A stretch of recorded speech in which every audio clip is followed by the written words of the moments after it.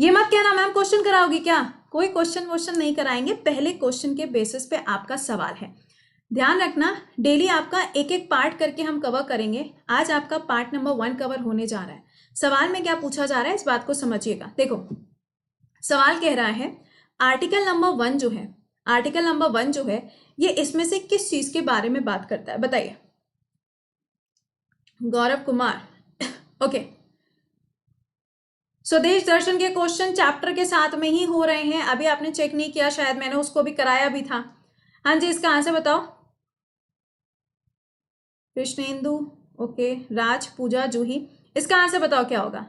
इसका answer option number 1 के साथ में जा रहे हो, बहुत खूब बहुत खूब बहुत खूब। चलिए इसका आंसर क्या होगा, India as union of the state. अब बहुत ही ध्यान से बातों को समझिएगा, हम आपको थ्योरी के बेसिस पे समझाने जा रहे हैं। सुनो, देखो हमारा जो कॉन्स्टिट्यूशन है ना, हमारा जो संविधान है, उसके अंदर अगर आप देखोगे तो आपको टोटल 25 पार्ट्स मिलते हैं, ठीक है। लेकिन जब हमारा कॉन्स्टिट्यूशन बनाया गया था तो उस टाइम पे टोटल कितने पार्ट्स के बारे में हम अभी तक पढ़ते आ रहे थे, 22 पार्ट्स के बारे में।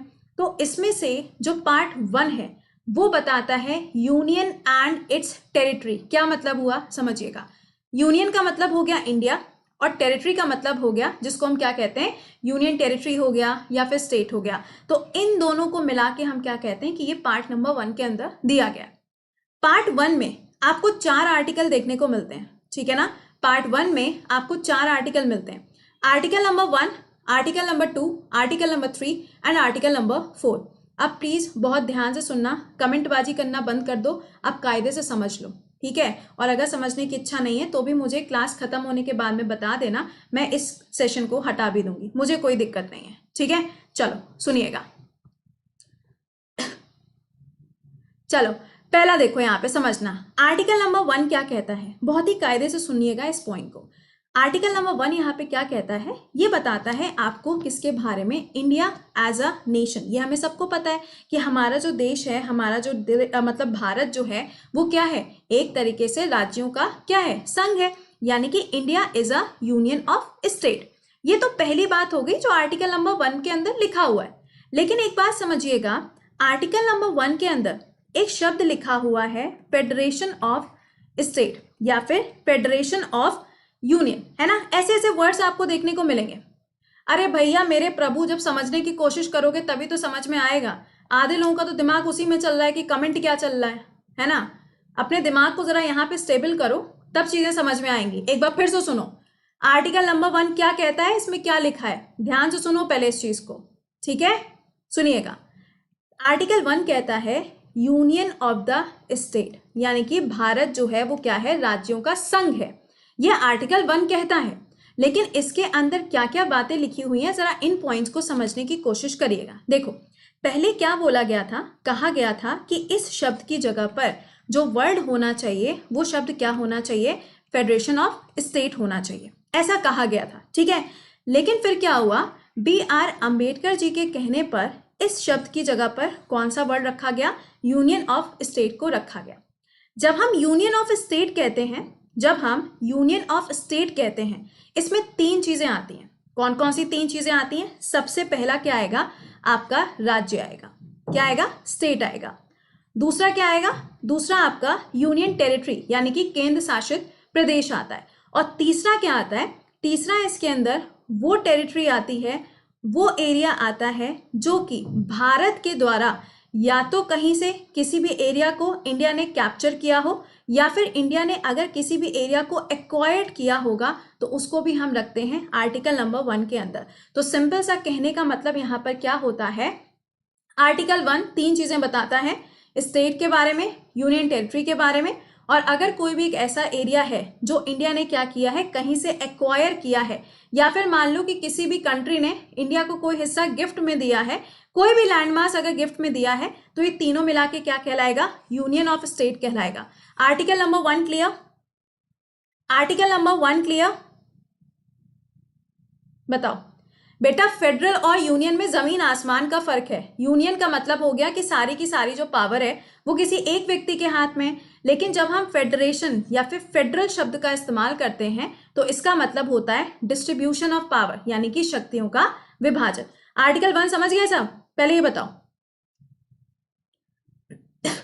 एक्वायर का मतलब किसी चीज को हासिल करना या फिर किसी भी चीज के ऊपर कब्जा करना, ठीक है। जैसे कि तुम्हारी प्रॉपर्टी है, उसको मैंने एक्वायर कर लिया, मैंने उसको खरीद लिया तुमसे, या मैंने उसके ऊपर कब्जा कर लिया, this is what, this is acquired. समझ गए यहां तक सब लोग? चलिए, बहुत खूब। अब आ जाओ यहाँ पे आर्टिकल नंबर 2 के बारे में। आर्टिकल 2 क्या कहता है, काफी इंपॉर्टेंट है, देखना क्या लिखा है, establishment of the new state, यानी कि ये क्या करेगा, एक नए राज्य का गठन करेगा। क्या कह रहा है ये आर्टिकल नंबर 2, एक नए राज्य का गठन करना। क्या मतलब है इसका, क्या कहना क्या चाहता है, सुनिएगा, बहुत कायदे से सुनना। सपोज करो, सपोज करना है यहाँ पे, ठीक है ना, अभी सिर्फ सपोज करना, बना मत देना नया राज्य। सुनिएगा, जो हमारे देश की संसद है ना, जो हमारी कंट्री की पार्लियामेंट है, उसके पास में एक पावर होती है। क्या पावर होती है, वो क्या कर सकता है, किसी भी केंद्र शासित प्रदेश को, किसी भी यूनियन टेरिटरी को स्टेट का दर्जा दिया जा सकता है। फॉर एग्जाम्पल, आपने पढ़ा होगा कि पहले जो सिक्किम था वो क्या था, एक केंद्र शासित प्रदेश था, यूनियन टेरिटरी था। बाद में इसको क्या बनाया गया, स्टेट बनाया गया। आपने देखा होगा 35th और 36 कॉन्स्टिट्यूशन अमेंडमेंट एक्ट भी किए गए, 2 इसके अंदर चेंजेस किए गए, ठीक है। तो ये काम कौन कर सकता है, ये काम पार्लियामेंट के द्वारा किया जा सकता है कि किसी भी केंद्र शासित प्रदेश को राज्य का दर्जा दिया जा सकता है। ये काम कौन करेगा, ये काम किया जा सकता है पार्लियामेंट के द्वारा। सौरभ घोष, देखो मैंने एक बार बोला था कि अगर पॉसिबल होगा तो हम उस क्लास को, स्वदेश दर्शन को यूट्यूब पे ले आएंगे, बट अभी ऐसा पॉसिबल नहीं है, क्योंकि आप समझ सकते हो कि कंपनीज के भी कुछ प्रोटोकॉल्स होते हैं, ठीक है। तो मेरी पूरी कोशिश है, अगर पॉसिबिलिटीज होंगी तो वो यूट्यूब पे आ जाएगा, ठीक है। अच्छा, इसी आर्टिकल के अंदर एक बात और कही गई है, वो क्या कहा गया है, अगर मान लीजिए कि जो इंडिया है, इंडिया को मालदीव्स ने, सपोज करो इंडिया ने मालदीव्स को कोई हिस्सा गिफ्ट में दे दिया, है ना, सपोज करना है यहाँ पे, इंडिया को मालदीव ने कोई हिस्सा गिफ्ट में दे दिया। अगर कोई हिस्सा गिफ्ट में दिया है तो इंडिया या तो उसको क्या बनाएगा, केंद्र शासित प्रदेश बनाएगा, या फिर इंडिया उसको क्या बनाएगा, कोई राज्य का दर्जा देगा, यही तो करेगा ना। तो आर्टिकल नंबर 2 के अंदर 2 बातें बोली गई हैं। पहला यहाँ पे बोला गया है पावर ऑफ पार्लियामेंट, जिसमें वो क्या करेगा, यूनियन ऑफ स्टेट के साथ में जोड़ेगा। दूसरा, ये क्या कर सकता है, कोई भी नया स्टेट फॉर्म कर सकता है, जो भी इंडिया को मिलेगा, कहां से, किसी दूसरी कंट्री से। आर्टिकल नंबर 2 समझ में आया? वो देखो वहां पे नारेबाजी चल रही है भाई साहब, जय बुंदेलखंड स्टेट। अरे प्रभु मेरे, Bundelkhand is not a state, पहले तो ये समझो। तुम तो पूरी ज्योग्राफी बदल दी हो। Article 2 is clear? वो देखो, अब सूर्या पूछ रहे हैं कि क्यों गिफ्ट दे। बेटा अब इसके लिए तो मालदीव से कांटेक्ट कर लेना, ठीक है। एक एग्जाम्पल अगर दिया तो एग्जाम्पल में भी दिक्कत है कि काय को मैम करेगा, है, छोटे बच्चे नहीं होते हैं बिल्कुल वैसे ही। अगला सुनो, आर्टिकल नंबर 3 क्या बताता है, सुनिएगा। आर्टिकल 3 कहता है alternation of the state boundary. For example, जैसे कि आंध्र प्रदेश है, ठीक है। अब आंध्र प्रदेश का आपने जो एरिया था वो चेंज हुआ, कैसे चेंज हुआ, आंध्र प्रदेश का जो एरिया था उसको डिवाइड करके क्या बना दिया गया, तेलंगाना एक तरफ और आंध्र प्रदेश एक तरफ। यानी कि आर्टिकल नंबर 3 यहां पर यह बताता है कि पार्लियामेंट के पास में पूरा राइट होता है, पूरा अधिकार होता है कि वो किसी भी स्टेट की बाउंड्री को चेंज कर सकता है। अच्छा, एक सवाल मुझे ये बताना, एक सवाल, क्या इसमें स्टेट फिर कुछ नहीं बोलेगा? क्या यहाँ पे पार्लियामेंट अपनी मर्जी से काम कर लेगा, किसी भी स्टेट के एरिया को चेंज कर देगा और यहाँ पे स्टेट कुछ नहीं बोलेगा? सुनिएगा, इसके लिए क्या होता है, इसके लिए एक बिल आता है, ठीक है। और ये जो बिल प्रेजेंट किया जाता है, ये प्रेसिडेंट से पूछने के बाद में प्रस्तुत किया जाएगा, प्रेजेंट किया जाएगा, और इसके अंदर स्टेट से भी पूछा जाएगा, भाई साहब क्या चाहते हो, क्या अलग किया जाए या फिर ना अलग किया जाए, है ना। तो पहला सवाल तो यही कि अलग किया जाए कि क्यों ना किया जाए। तो अगर मान लो स्टेट ने कहा भैया मत बदलो, बड़ी मेहरबानी होगी, हमारा जो राज्य है उसको ऐसे ही चलने दो। दूसरी तरफ मान लीजिए पार्लियामेंट चाहती है कि इसका एरिया चेंज करना है, तो मेरा कहने का सेंस यहाँ पर यह है कि पार्लियामेंट के पास में पूरे राइट्स होते हैं, पूरी मेजॉरिटी होती है कि वो किसी भी स्टेट के एरिया को चेंज कर सकती है। पार्लियामेंट बिल्कुल भी बाउंड नहीं होती है कि स्टेट क्या चाहता है इस केस में। तो आप इसको याद रख सकते हो एग्जाम्पल के हिसाब से कि आंध्र प्रदेश के एरिया को 2 पार्ट्स में डिवाइड किया गया, Andhra and Telangana. Is it clear? Telegram पे ऑलरेडी लिंक आया था, एक बार चेक करो, मुझे लगता है किसी दूसरे टेलीग्राम पे एडेड हो आप। टेलीग्राम का नाम है करंट अफेयर्स बाय कृति, पहले तो सही वाली जगह पे ऐड हो। हाँ जी बताओ, यहाँ पे आर्टिकल नंबर 3 क्लियर हो गया।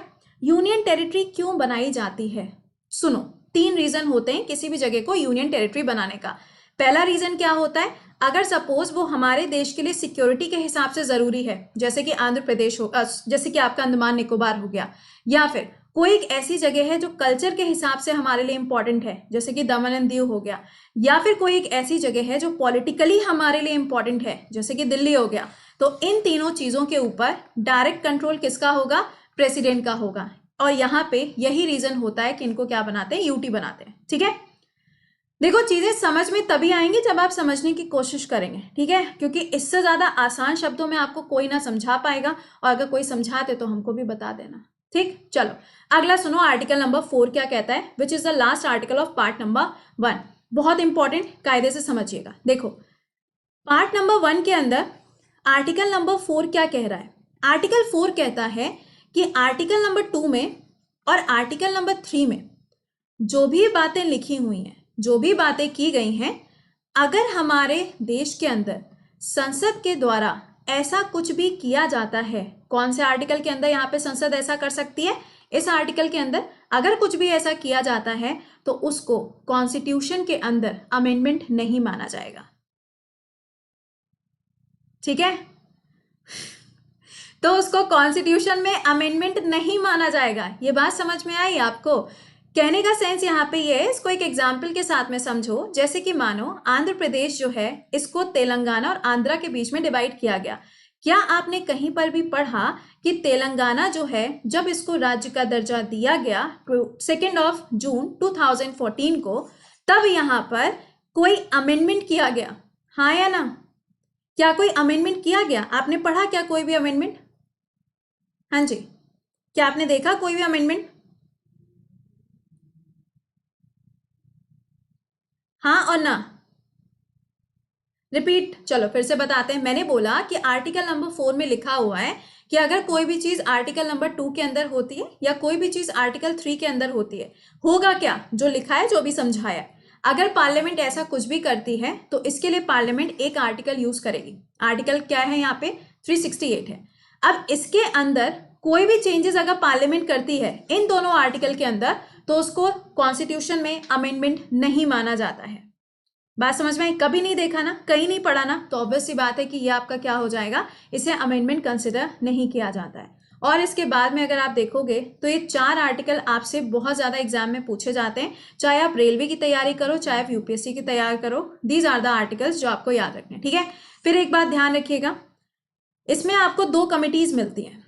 एक है आपकी कौन सी, यहाँ पे धर कमेटी, एक है फजल अली कमेटी। धर कमेटी को बनाया गया था 1948 में, और फजल अली कमेटी को कब बनाया गया था यहाँ पर, यह भी आपको पता होना चाहिए, 1953 में इसको बनाया गया था। ठीक है, लैंग्वेज के बेसिस पे जो सबसे पहला राज्य बनाया गया वो कौन सा था?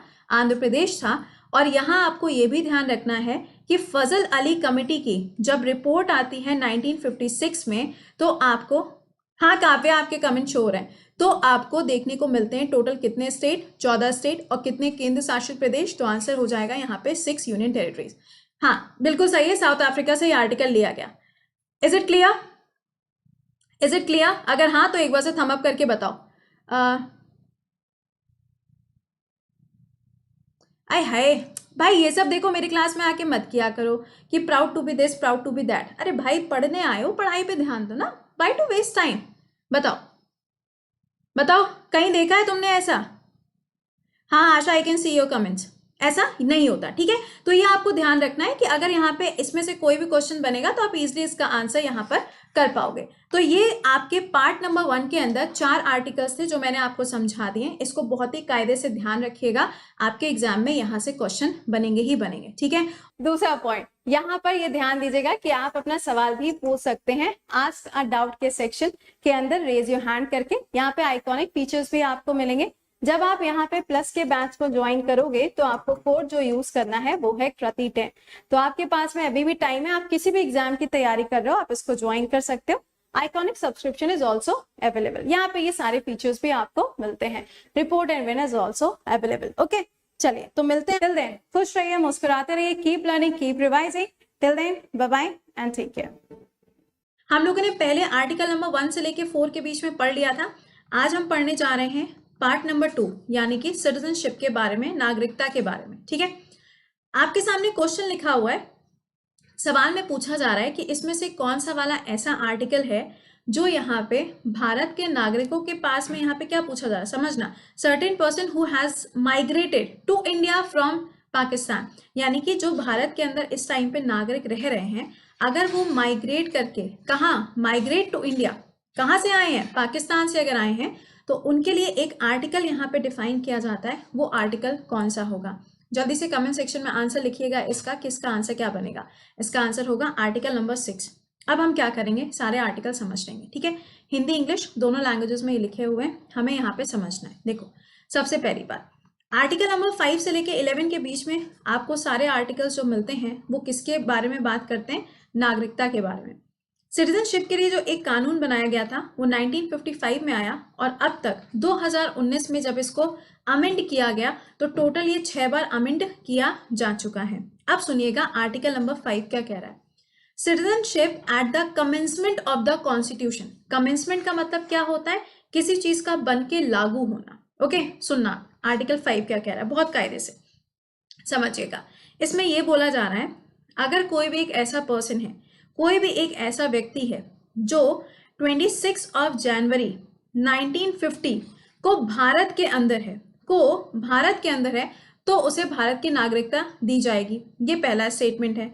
इसके अंदर 3 बातें और बोली जाती हैं। अगर सपोज करिए कि कोई एक ऐसा व्यक्ति है जिसका जन्म भारत के अंदर हुआ हो, यानी कि बॉर्न हुआ हो इंडिया में, या फिर उसके जो पेरेंट्स हैं, उसके जो माता पिता हैं, उनका जन्म हुआ हो भारत के अंदर, या फिर यहाँ पे एक और पॉइंट इंक्लूड किया जाता है, अगर कोई भी एक ऐसा व्यक्ति है जो भारत के अंदर 5 साल लगातार रह चुका है। कब से का? जब से ये लागू हुआ है हमारे देश का संविधान, तब से लेके 5 सालों तक, तो उसे भारत की नागरिकता दी जाएगी। ये किसमें लिखा है? आर्टिकल नंबर 5 के अंदर। ध्यान से सुनते जाना, कमेंट बॉक्स में ये मत चालू कर देना अरे क्लास रिकॉर्डेड है, अरे क्लास रिकॉर्डेड है। उससे कुछ नहीं होता। पढ़ने वालों के लिए यहाँ पे रिकॉर्डेड लाइव से कोई वो लेना देना नहीं होता है। आपको क्या करना है? आपको ध्यान देना है। पिछले वाले क्लास में मैंने ये चीज नोटिस करी थी, आधे से ज्यादा समय आपका सिर्फ कमेंट में जा रहा था, ठीक है। तो मुझे लगा टाइम को सेव करने का यही एक बेस्ट तरीका है। तो प्लीज यहाँ पे थोड़ा कॉन्सेंट्रेट के साथ में चीजों को समझिएगा। दूसरा आर्टिकल नंबर 6, ये क्या कह रहा है? Right of citizen of a certain person who has migrated to India from Pakistan, यानी कि अगर कोई भी व्यक्ति पाकिस्तान से भारत के अंदर माइग्रेट करके आता है तो भारत के अंदर उसको नागरिकता दी जाएगी। ये आर्टिकल बता रहा है। अच्छा, तो क्या कोई भी माइग्रेट होके आ जाएगा, सबको नागरिकता मिल जाएगी? नहीं, ऐसा नहीं है। सुनिएगा, इसमें बोला जाता है अगर कोई भी व्यक्ति 19 जुलाई 1948 से पहले भारत के अंदर माइग्रेट होके आया है, यानी कि पाकिस्तान को छोड़ के भारत के अंदर आया है, तो ही उसको भारत की नागरिकता दी जाएगी। लेकिन अभी एक बात समझिएगा, जो ये नया वाला अमेंडमेंट हुआ है, इसमें क्या बोला गया है? इसमें बोला गया है यहाँ पर, अगर सपोज करिए कोई भी माइनॉरिटी है, कोई भी माइनॉरिटी का मतलब क्या हो गया यहाँ पे? हिंदू, सिख, क्रिश्चियन, पारसी, जैन एंड बौद्ध, इनमें से अगर कोई भी ऐसा व्यक्ति है जो अफगानिस्तान या बांग्लादेश से भारत के अंदर आता है ना, तो इसमें बोला गया है, और वो 5 सालों तक भारत के अंदर रहता है। ये 5 साल कब से लागू किया गया? 20, ये भी मैं बताऊं या तुम लोग बताओगे? तुम लोग बताओगे, बताइए।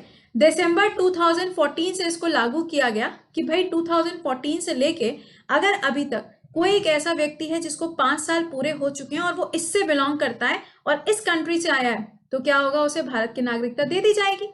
यही तो मैंने आपको पढ़ाया हुआ है ना। लेकिन ये ध्यान रखना कि इसके अंदर जो माइनॉरिटी है, वो माइनॉरिटी इसके अंदर मुस्लिम्स को कंसिडर नहीं किया गया है, क्योंकि ऑब्वियस सी बात है कि ये जो कंट्रीज है ना, इसमें पाकिस्तान भी है, ओके, ये जो कंट्रीज है ना, इसमें जो मुस्लिम्स हैं वो माइनॉरिटी में नहीं, वो मेजॉरिटी में होते हैं। तो यहाँ से अगर कोई मुस्लिम भारत के अंदर आएगा तो उसे भारत में 11 सालों तक रहना पड़ेगा। लेकिन अगर कोई माइनॉरिटी आएगा इन तीनों देशों में से भारत के अंदर, तो उसे भारत के अंदर सिर्फ 5 सालों तक रहना पड़ेगा। तो आर्टिकल नंबर 6 क्या कहता है? माइग्रेशन के बारे में बात करता है। बट ये डेट ध्यान रखिएगा, एग्जाम में आपसे डेट ये पूछी जाती है।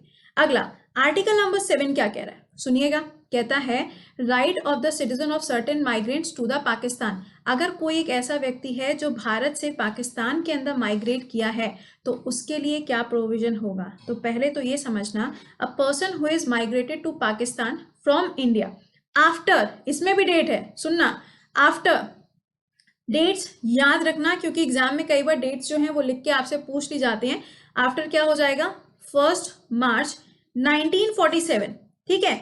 But later return to India, और अगर बाद में फिर से भारत के अंदर रहने के लिए अगर वो आ जाता है तो उसको भारत की नागरिकता दे दी जाएगी, ऐसा लिखा है आर्टिकल नंबर 7 के अंदर। बट वही कंडीशन है, माइनॉरिटीज वाला जो एक की पॉइंट है ना वो याद रखिएगा, क्योंकि ये अभी रिसेंटली चेंज किया गया। अगला article number 8, right of the citizen of certain person of Indian origin residing outside the India, यानी कि ये बात कर रहा है एनआरआईज के बारे में। क्या कह रहा है, अगर मान लीजिए कि कोई एक ऐसा व्यक्ति है जो भारत का नागरिक तो है लेकिन वो कहाँ रहता है, भारत के बाहर रहता है, तो उसको भारत की नागरिकता कैसे मिलेगी। देखो उसका यहाँ पे कॉन्सेप्ट है, क्या है, अगर मान लो कि उसके जो माता पिता हैं या उसके जो ग्रैंड पेरेंट्स हैं, यानी कि दादी बाबा, ये लोग जो हैं, अगर उनका जन्म भारत में हुआ या फिर उनका यहाँ इंडिया से लेना देना है तो डेफिनेटली उस व्यक्ति को क्या है, भारत की नागरिकता मिल जाएगी, ठीक है। चलो नेक्स्ट देखो article number 9, person voluntary acquiring the citizenship, अगर कोई भी ऐसा व्यक्ति है जो अपनी इच्छा से भारत की नागरिकता लेना चाहता है तो वो भारत की नागरिकता ले सकता है। कोई फर्क नहीं पड़ता कि वो भारत से जुड़ा है नहीं जुड़ा है, डजंट मैटर, लेकिन कितने टाइम तक के लिए रहना पड़ेगा। अगर आप यहाँ पे माइनॉरिटी की कैटेगरी में आते हैं, बांग्लादेश, अफगानिस्तान और पाकिस्तान से बिलोंग करते हैं, जस्ट लाइक अदनान सामी, आपने सुना होगा नाम, अगर आप इस कैटेगरी के अंदर आते हो तो आपको 5 सालों तक रहना पड़ेगा। अगर आप इस कैटेगरी के अंदर नहीं आते हो तो आपको 11 सालों तक रहना पड़ेगा, सिंपल सी बात है। और हाँ, अगर सपोज कोई भी ऐसा भारतीय है जो भारत को छोड़ के किसी दूसरी कंट्री में जाता है और वहां की नागरिकता ले लेता है तो इंडिया की नागरिकता उसकी अपने आप क्या हो जाती है, खत्म हो जाती है। ये ध्यान रखना, पता चला यही नहीं पता है कि ऐसा भी कोई प्रोविजन होता है, ऐसा भी प्रोविजन होता है, ठीक है। अगला 10th वाला आर्टिकल क्या कहता है, ध्यान से सुनते जाओ, फिर कोई भी अगर डाउट होगा तो वीडियो के नीचे मेरे से पूछ लेना, पहले सुन लो समझ लो तभी कोई काम यहाँ पे बनेगा, ठीक है। सुनिए ये क्या पूछ रहा है, आर्टिकल नंबर 10 क्या कह रहा है, आर्टिकल 10 कह रहा है continuance of the rights of the citizen. इसका मतलब क्या है, समझना है इस बात को। अगर मान लो कि कोई भी ऐसा व्यक्ति है जो भारत का नागरिक है ना, और वो आगे भी चल के भारत की ही नागरिकता उसके पास में रहे, ऐसा वो चाहता है, तो वो अपना यानी कि जो टाइम पीरियड है, मान लो कोई ऐसा पर्सन है, मान लो गोलू है ना, अब गोलू बाहर की कंट्री से भारत में आया, ओके। अब उसने क्या किया, उसका जब यहाँ पे उसने भारत की नागरिकता ले ली तो अब वो क्या चाहता है कि भाई अब तो मैं भारत के अंदर ही रहूं, तो वो परमानेंट रेजिडेंट भी बन सकता है भारत के अंदर। और ये किस में बोला गया, आर्टिकल नंबर 10 के अंदर ये चीज बोली गई है, ठीक है। अगला सुनो आर्टिकल नंबर 11, सबसे ज्यादा इंपॉर्टेंट यही आर्टिकल है। क्यों, देखो आर्टिकल 11 क्या कहता है, नागरिकता का ये जो पूरा एक्ट है, जो ये पूरा प्रस्ताव है, इसके अंदर अगर कोई भी बदलाव करने हैं, अगर कोई भी चेंजेस करना है, जैसे कि अभी चेंजेस किए गए 2019 में, अगर कोई भी चेंजेस करने हैं तो वो चेंजेस कौन कर सकता है, सिर्फ और सिर्फ पार्लियामेंट ही वो चेंजेस कर सकती है यूजिंग आर्टिकल नंबर 368। तो आप समझ ही गए होंगे कि अभी जो अमेंडमेंट किया गया है 2019 से जो चल रहा था, इतने टाइम से आपने देखा कि कितना प्रोटेस्ट हुआ, ये सब चीजें हुई हैं, तो ये जो चेंजेस किए हैं ना वो किसने किए, पार्लियामेंट ने। कौन सा आर्टिकल यूज करते हुए, ये वाला आर्टिकल यूज करते हुए, ठीक है।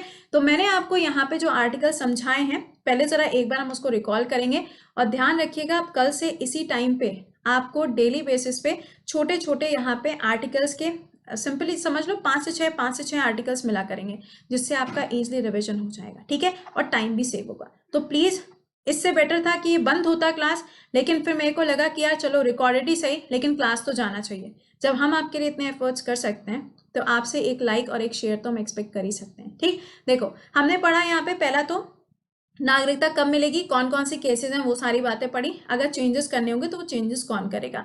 अब आपके लिए छोटा सा होमवर्क है, सीएए के बारे में आपको बताना है अमेंडमेंट नंबर कौन सा है, साथ में इसके अंदर जो 1-2 मेन प्रोविजंस हैं वो आप मुझे कमेंट बॉक्स में आंसर करके बताओगे, ठीक है। और अगर कोई भी डाउट है तो वो आप इन आर्टिकल से जुड़ा हुआ, फालतू का कोई डाउट नहीं कि मैम अब क्या ये रिकॉर्डेड ही रहेगा, ऐसे मेरे को डाउट मत पूछना। कोई सेंसिबल डाउट हो तो जरूर से वीडियो के नीचे कमेंट करके पूछेगा। पहले मौलिक अधिकार ये होते क्या है भाई, समझना इस चीज को। देखो सपोज करो ये मोलू है, आज मोलू है, गोलू नहीं है, ये मोलू है, ओके।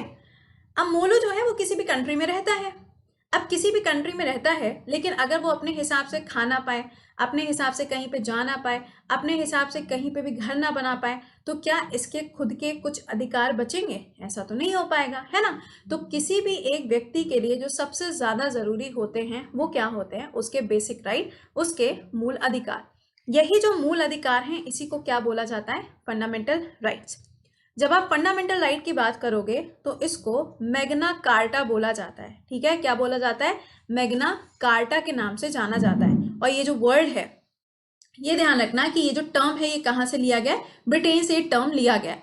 फंडामेंटल राइट नहीं, मैग्ना कार्टा शब्द कहाँ से लिया गया है। ठीक है, अच्छा अब देखो, कुछ बच्चों को प्रॉब्लम होती है मैम नोट्स कैसे बनाएं। बहुत ही ध्यान से सुनना, देखिएगा। जैसे आपने फंडामेंटल राइट के कुछ की पॉइंट्स हैं, उन्हें हमने लिख लिया। डिटेल में आप जानते हो, डिटेल में आपको अलग से पढ़ा देंगे, कभी मौका मिलेगा तो जरूर डिटेल में बात करेंगे। लेकिन देखिएगा, मौलिक अधिकार कहाँ से लिए गए? आपने लिखा यूएसए से।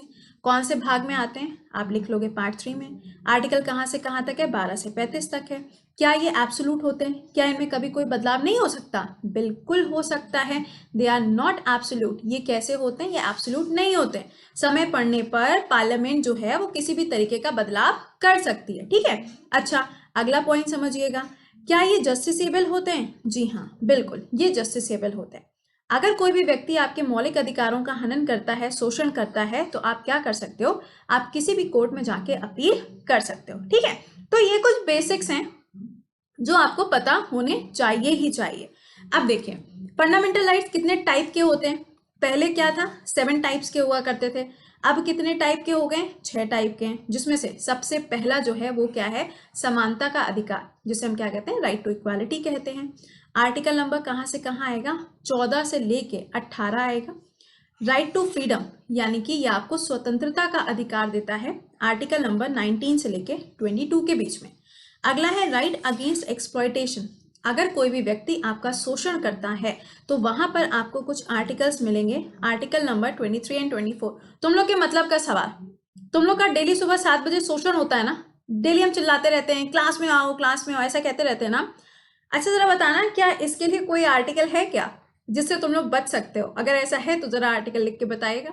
अगला सुनिएगा, फ्रीडम के लिए, यानी कि ये वाली जो फ्रीडम है ये धार्मिक स्वतंत्रता आपको देती है, आर्टिकल 25 से लेके 28 के बीच में।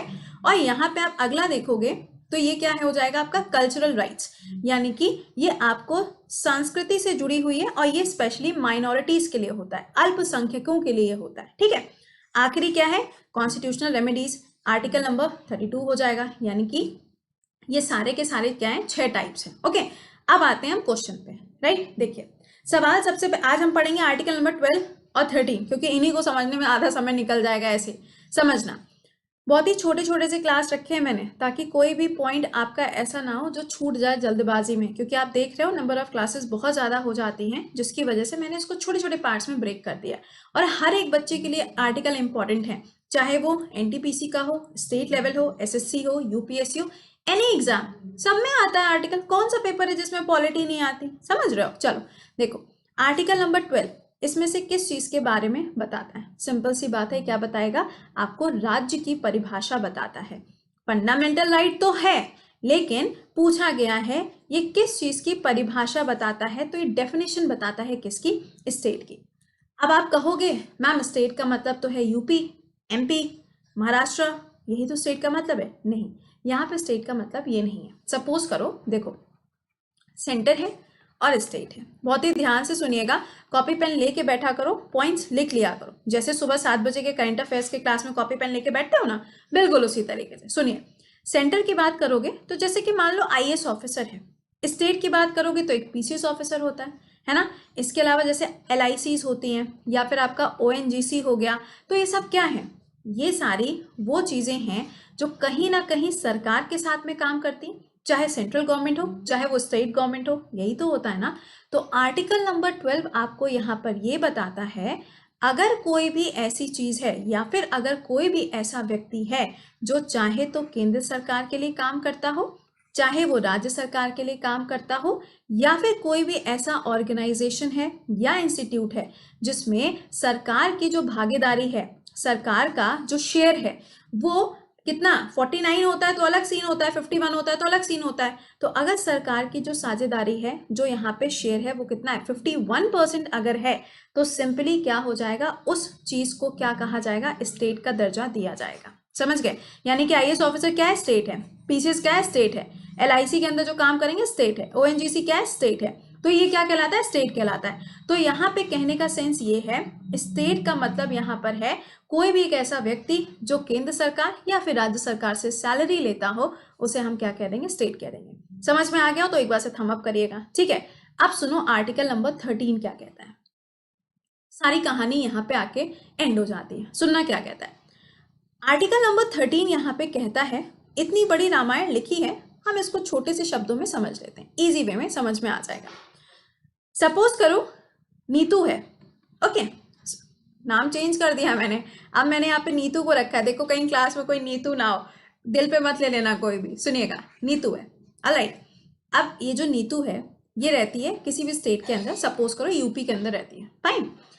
अब यूपी के अंदर क्या हुआ, ये जो स्टेट थे ना, अब स्टेट में तो सभी लोग आएंगे, पुलिस ऑफिसर्स आएंगे, आपका पीसीएस ऑफिसर आएगा, PCS in the sense SDM आएगा, सभी लोग आएंगे। तो यूपी सरकार के द्वारा या फिर यूपी के अंदर अगर कोई भी एक ऐसा व्यक्ति है जिसने कोई कानून बनाया, कोई भी लॉ बनाया, एनी लॉ, लेकिन इनके द्वारा जो कानून बनाया गया उससे उस पर्टिकुलर स्टेट के जो रहने वाले लोग हैं, अगर उनके मौलिक अधिकारों का शोषण होता है, अगर उनके फंडामेंटल राइट्स जो हैं अगर वो एक्सप्लॉइट होते हैं, तो उस पर्टिकुलर लॉ को क्या डिक्लेयर किया जाएगा, नल एंड वॉइड। सपोज करो यहाँ पर ये जो नीतू थी ये रहती है यूपी के अंदर, और यूपी के द्वारा कोई ऐसा कानून बन गया जिसको बनाने के बाद में, लागू करने के बाद में नीतू को लगा भाई ये तो हमारे मौलिक अधिकारों के खिलाफ है ना। तो यहाँ पे अगर ऐसा होता है, जैसे कि मान लो सीएए है ना, सिटीजनशिप अमेंडमेंट एक्ट था, अब कुछ लोगों को लगा कि हमारे फंडामेंटल राइट्स के अगेंस्ट है, लोगों ने प्रोटेस्ट किया, राइट। अब अगर यहाँ पे प्रोटेस्ट होता है और इसको हटा दिया जाता है, बहुत अच्छी बात है, लेकिन यहाँ तो ऑटोमेटिकली हट जाएगा, यहाँ आपको प्रोटेस्ट करने की जरूरत ही नहीं है। तो ये पॉइंट समझिएगा कि अगर कोई भी स्टेट का मतलब जो भी बंदा स्टेट के अंदर आ रहा था, अभी आपको स्टेट की डेफिनेशन बताई है, तो अगर कोई भी बंदा स्टेट के अंदर आता है और वो कोई एक ऐसा लॉ बना देता है जिससे किसी के भी फंडामेंटल राइट एक्सप्लॉइट होते हैं, तो उस लॉ को नल एंड वॉइड डिक्लेयर किया जाएगा, मतलब कि उसको मान्यता नहीं दी जाएगी। अच्छा, इसी आर्टिकल नंबर 13 में एक बात और कही गई है, वो क्या है, जुडिशियल रिव्यू। अब आप कहेंगे मैम जुडिशियल रिव्यू तो इसमें भी है, बिल्कुल सही बात है, मैंने कब मना किया। सुनिएगा, ये वाला जो जुडिशियल रिव्यू है ना, ये सिर्फ और सिर्फ किसके बारे में बात करता है, फंडामेंटल राइट के बारे में ये बात करेगा। दैट मीन्स अगर कोई भी एक ऐसा केस है जो मौलिक अधिकार से जुड़ा हुआ है, तो उसके ऊपर जुडिशियल रिव्यू यानी कि न्यायिक समीक्षा करी जा सकती है, हाई कोर्ट के द्वारा भी और सुप्रीम कोर्ट के द्वारा भी। और ये जो आर्टिकल है ये तो हमें मिलेगा सुप्रीम कोर्ट में चल के, जिसमें सारे टॉपिक कवर होंगे, लेकिन यहाँ पे क्या कवर हो रहा है, सिर्फ और सिर्फ ये कवर हो रहा है, ठीक है। तो ये मैंने आपको यहाँ पे बताया है, प्लीज इसको थोड़ा सा नोट डाउन कर लेना, और मेरी पूरी कोशिश है जितना छोटा सेशन हो उतना रखा जाए, लेकिन जो नॉलेज हो आपको वो यहाँ पे भर भर के दी जाए। तो मैं उम्मीद करूंगी कि आपको ये पॉइंट समझ में आया होगा।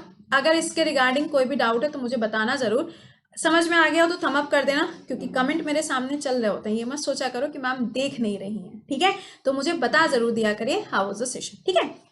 आज हमने ये पढ़ा, आज कौन सा डे, थर्सडे, कल फ्राइडे है, तो कल हम लोग आर्टिकल नंबर 14 से लेके आर्टिकल नंबर 18 यानी कि राइट टू इक्वालिटी को पूरा का पूरा पढ़ डालेंगे। ओके, क्वेश्चन से उम्मीद करेंगे कि आपने सेशन को एक बार से लाइक और शेयर मार दिया होगा। देखो सवाल क्या है, हम लोगों ने फंडामेंटल राइट्स तक पढ़ लिया था, ठीक है। और एक चीज और बता दें, सुबह का आज का जो करंट अफेयर्स था उसमें जो रेलवे के क्वेश्चंस थे, मैंने उसका स्क्रीनशॉट विद आंसर्स आपको शेयर कर दिया टेलीग्राम पे, और जो 2 क्वेश्चंस बचे हुए थे, 2 क्वेश्चन नहीं थे, मतलब न्यूज का ही पार्ट था वो, तो वो कल सुबह 7 बजे के क्लास में हम सबसे पहले उसको कवर करेंगे, उसके बाद में आगे पढ़ेंगे। तो कल क्लास में 7:02-3 तक आ जाइएगा, वरना फिर छूट जाएगा आपका। ओके, चले। The right to equality is granted by, सवाल में पूछा जा रहा है कि हमारे देश के अंदर जो समानता का अधिकार दिया जाता है वो इसमें से कहां तक के आर्टिकल दिए गए। आंसर क्या बनेगा, इसका आंसर करो जल्दी से कमेंट बॉक्स में, with in a second you चुटकियों में आंसर आना चाहिए। आंसर क्या बनेगा इसका, ऑप्शन नंबर डी, यानी कि 14 से लेके 18। अब हम सारे के सारे आर्टिकल्स एक बार से समझ लेते हैं, ठीक है। कॉपी पेन लेके बैठा करो, रिकॉर्डेड क्लास है तो इससे कोई फर्क नहीं पड़ना चाहिए, क्योंकि नॉलेज तो मिल रही है ना, बस आपको यहाँ पे उससे मतलब होना चाहिए, वरना देखो बंद हो जाए क्लास, क्योंकि आप जानते हो कि नंबर ऑफ लेक्चर ज़्यादा हो जाते हैं तो क्लास फिर रह जाता है, इसीलिए मैंने उसको रिकॉर्डेड मोड में कर दिया, कम से कम क्लास तो हो, है ना। चले देखो, पहला आर्टिकल क्या कहता है, इक्वालिटी बिफोर द लॉ, यानी कि इसमें दो बातें आती हैं। एक तो है इक्वालिटी बिफोर द लॉ, यानी कि कानून के समक्ष सबको समान दृष्टि से देखा जाएगा, हर एक व्यक्ति कैसा होगा, समान होगा, बराबर होगा, बहुत अच्छी बात है। लेकिन इसी में एक और टर्म आता है, वो हम आपको होमवर्क देके जाएंगे, ठीक है। दो शब्द आते हैं, एक तो प्रोटेक्शन होता है, एक इक्वालिटी होता है। अब आप मुझे बताएंगे कि जो इक्वालिटी वाला कॉन्सेप्ट है ये कहाँ से लिया गया है, और जो ये प्रोटेक्शन वाला कॉन्सेप्ट है इसको कहाँ से कॉपी किया गया है, या फिर कॉपी इन द सेंस कहाँ से इसको हमने बोरो किया है, ये आप मुझे कमेंट सेक्शन में बताएंगे। देखो इसका मतलब क्या है, सिंपल सी बात है, चाहे आप किसी भी कास्ट, किसी भी रिलीजन, किसी भी स्टेट से ही क्यों ना बिलोंग करते हो, जो कानून बनाया जाएगा वो सबके लिए कैसा होगा, एक जैसा होता है, ओके। लेकिन सुनिएगा, यहाँ पे कुछ एक्सेप्शंस हैं। फॉर एग्जाम्पल जैसे कि SC ST हो गए, है ना, तो इनको तो बोला जाता है ना, ये बहुत ज़्यादा दबे कुचले जो आपके एक सेक्शन है हमारे देश का, वो कौन सा है, SC और ST है। तो इनके लिए कुछ अलग से प्रोविजंस किए गए, जिसमें इनके लिए एक अलग से लॉ बनाया गया, और ये जो लॉ है इसके अंदर बहुत सारे राइट्स भी इनको दिए जाते हैं, फाइन। तो ये याद रखिएगा कि कहीं कहीं पर आपको कुछ अपवाद, कुछ एक्सेप्शंस भी देखने को मिलते हैं। आप ये नहीं कह सकते हो कि यहाँ पर किसी भी तरीके से कोई स्पेशल प्रोविजन नहीं है, स्पेशल प्रोविजंस हैं। एक और स्पेशल प्रोविजन है, वो क्या कहता है, सपोज करिए कि जो प्रेसिडेंट है हमारे देश के, या फिर जो राज्यों के अंदर राज्यपाल होते हैं, गवर्नर होते हैं, मान लो कि इनके ऊपर कोई चार्जेस लग गए, राइट, लेकिन इनके ऊपर कोई भी कार्रवाई तब तक नहीं होगी जब तक इनका कार्यकाल खत्म नहीं हो जाता, जब तक इनका टेन्योर रहेगा ना, यानी कि 5 ईयर्स, तब तक इनके ऊपर कोई भी काम नहीं होगा। केस तो दर्ज हो जाएगा, लेकिन कोई भी जो क्या कह सकते हैं आप, जैसे कि कोई भी प्रोसेस नहीं होगा, सिर्फ यहाँ पे केस दर्ज हो जाएगा जब तक इनका कार्यकाल रहेगा। और ये बात लिखी गई है आर्टिकल नंबर 361 के कैपिटल A के हिस्से में, यानी कि इस पार्ट के इस क्लॉज में आपको ये चीज लिखी हुई मिलती है। तो अगर आपसे पूछा जाता है आर्टिकल नंबर 14 का एक्सेप्शन कौन से वाले आर्टिकल में दिया है, आप आंसर कर लोगे। कौन कौन से ऐसे क्लॉजेस हैं जो एक्सेप्शन देते हैं, मैंने आपको दोनों क्लॉजेस भी बता दिए।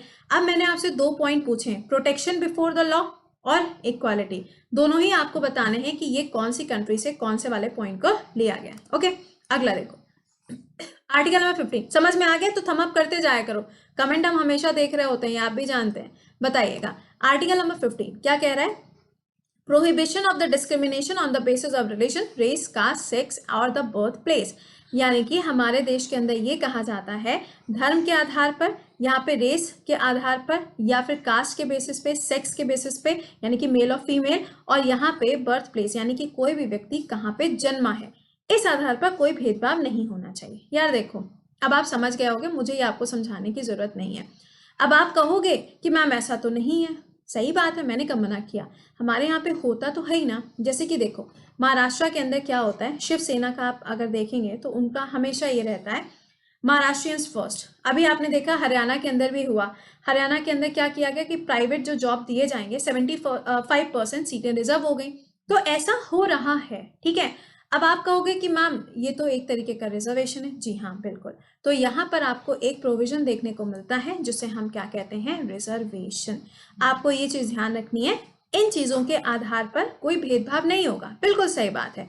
लेकिन यहीं पर आपको मिलता है आरक्षण, रिजर्वेशन, जिसके अंदर क्या कहा जाता है, सुन लीजिएगा, समझ लीजिएगा।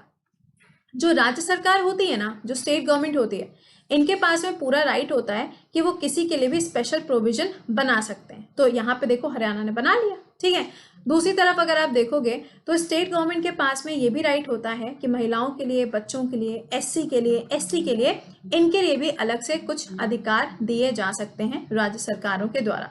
तो ये जो है, ये दोनों पॉइंट किसके अपवाद हो गए, आर्टिकल नंबर 15 के ये अपवाद हो जाएंगे, ठीक है। जैसे कि आप लोगों ने देखा होगा अभी कुछ टाइम पहले कास्ट को लेके कितना ज्यादा हुआ था, CAA को लेके कितना ज्यादा हुआ।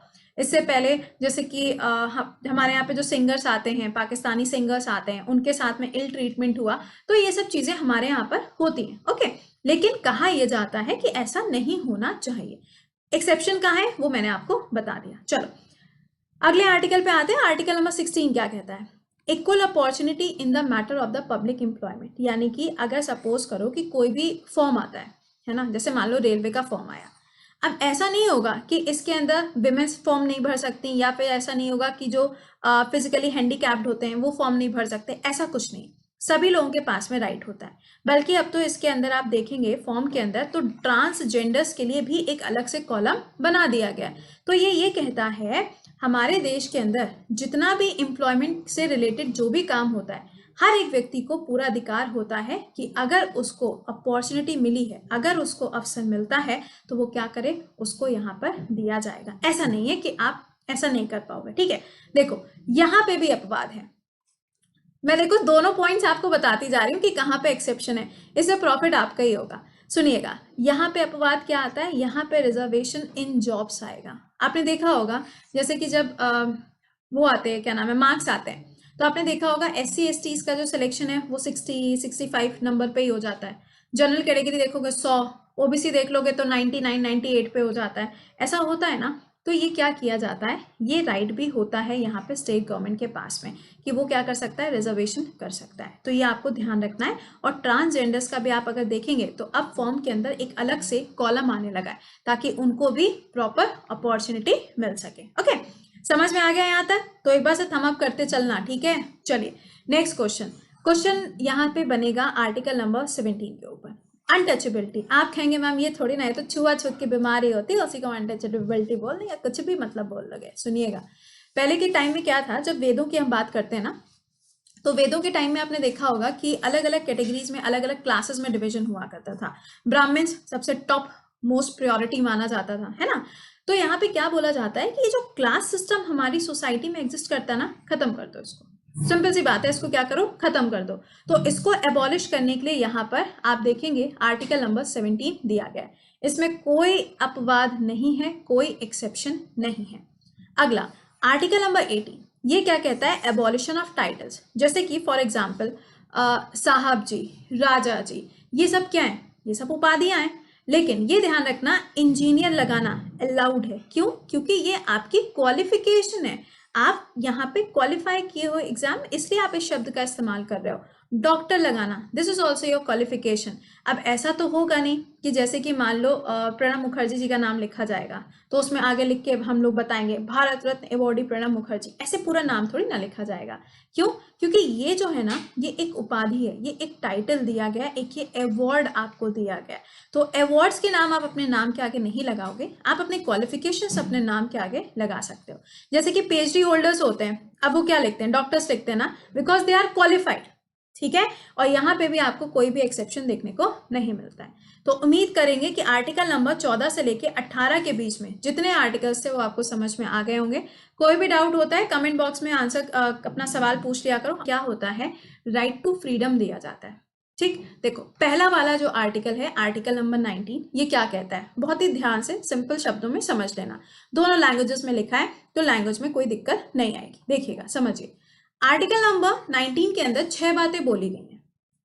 पहली बात बोली गई है कि जो भी भारत का रहने वाला व्यक्ति है, एनी सिटीजन ऑफ इंडिया, कोई भी व्यक्ति क्यों ना हो, किसी की भी बात कर रहे हैं, A to Z any person, उसके पास में बोलने का अधिकार होता है, अपनी बात को कहने का अधिकार होता है।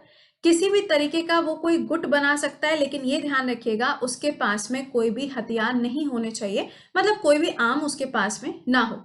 उसके बाद में देखो कोई एसोसिएशन बना सकता है। एसोसिएशन का मतलब क्या हो गया, जैसे कि कोई NGO हो गया, या उसने अपना कुछ अलग से काम करना शुरू कर दिया है ना, वेलफेयर के लिए, उसे हम कहेंगे। अगला क्या, मूवमेंट, यानी कि कोई भी व्यक्ति जो है वो एक जगह से दूसरी जगह पे जा सकता है, बहुत अच्छी बात है। कोई भी व्यक्ति कहीं पर भी जाके अपना घर बना सकता है, बहुत खूब। और कोई भी व्यक्ति कोई भी काम कर सकता है, किसके लिए, अपने लिए। अब आप सोच रहे होगे तो इसमें कौन सी बहुत बड़ी बात है, मैं आपको समझ नहीं आया, कुछ समझ नहीं आया ना। आप समझो, देखो पहला क्या है, आप सबको पता है, आप सब यहाँ पे इतने स्मार्ट हो कि जब आप लोग वीडियो में कमेंट करते हो ना तो आपके पास में पूरा राइट होता है ना। लेकिन आप ये भूल जाते हो कि हमारे पास में भी राइट होता है आपको ब्लॉक करने का, पता है ना। तो ये चीज ध्यान रखिएगा कि जो फंडामेंटल राइट्स आपको दिए जाते हैं, जो मौलिक अधिकार आपको दिए जाते हैं, ये पार्लियामेंट कभी भी कर्व कर सकती है, इनके ऊपर कभी भी रिस्ट्रिक्शंस लगाए जा सकते हैं, ठीक है। तो पहला जो लिखा है कि आपके पास में बोलने का पूरा अधिकार है, तो ज्यादा इस अधिकार का इस्तेमाल मत करिएगा, वरना ध्यान रखना बाद में मुझे मत कहना कि मैम आप ही ने तो पढ़ाया था, ठीक है। दूसरा सुनो, असेंबली। अब जैसे कि क्या होता है, कई बार सेक्शन 144 लग जाता है, सेक्शन 142 लग जाता है, तो कहा जाता है ना कि भैया गुट बना के मत खड़े होना, है ना, कहते हैं कि नहीं कहते हैं। तो अगर आप यहाँ पे गुट बना के खड़े होते हो और वो भी ऐसे सेक्शंस लगने के बाद में, तो आपको पुलिस उठा के भी ले जा सकती है। तो इस गलत फहमी में मत रहिएगा कि आर्टिकल नंबर 19 आपको यहाँ पे गुट बनाने की स्वतंत्रता देती है, कतई ना देती है, समझ लेना। क्योंकि जो चीज कही गई है उसका तोड़ हमेशा तैयार है, उसका तोड़ हमेशा तैयार है। अच्छा, तीसरा सुनो, एनजीओ, खैर इसमें तो कोई दिक्कत नहीं, ये तो नॉर्मल सी बात है। अच्छा, वाया मूवमेंट, मूवमेंट का मतलब क्या है, कहीं पे भी आ जा सकते हैं। देखो इसका मतलब क्या है कि अगर कोई भी पर्सन ऐसा है, जैसे कि गोलू है ना, अब गोलू जो है वो सपोज करो यूपी से एमपी जाना चाहता है, बिल्कुल जा सकता है। गोलू जो है वो सपोजिंगली किसी गांव से दूसरे गांव में जाना चाहता है। गोलू जो है वो एक सड़क से दूसरे सड़क पे जाना चाहता है। ये सारी चीजें इसको अलाउड है। कौन से आर्टिकल में, आर्टिकल नंबर 19 में। बट एक चीज का ध्यान रखिएगा, अगर कोई भी व्यक्ति इंडिया से किसी दूसरी कंट्री में जाना चाहता है तो उसके लिए जो आर्टिकल नंबर है वो आर्टिकल नंबर कौन सा है, 21 है। बस ये ध्यान रखिएगा, ये जो मूवमेंट है ये विद इन इंडियन टेरिटरी है, यानी कि भारत के जो सीमा है उसके अंदर के बारे में ये बात कर रहा है कि विद इन द टेरिटरी आपका मूवमेंट कहीं पर भी हो सकता है।